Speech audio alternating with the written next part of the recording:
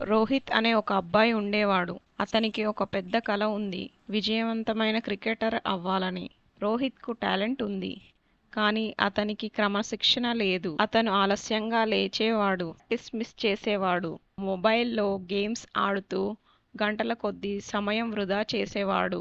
అతని కోచ్ ఎప్పుడూ హెచ్చరిస్తూ ఉండేవాడు, టాలెంట్ ఒక్కటే సరిపోదు, క్రమశిక్షణ అవసరం. ఒకరోజు రోహిత్ ఆలస్యంగా లేచాడు.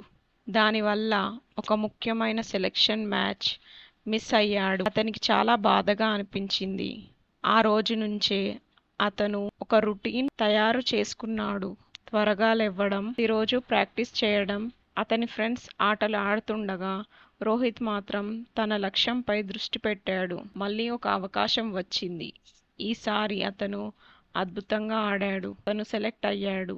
ఈ కథ యొక్క నీతి: క్రమశిక్షణే బలమైన జీవితానికి పునాది.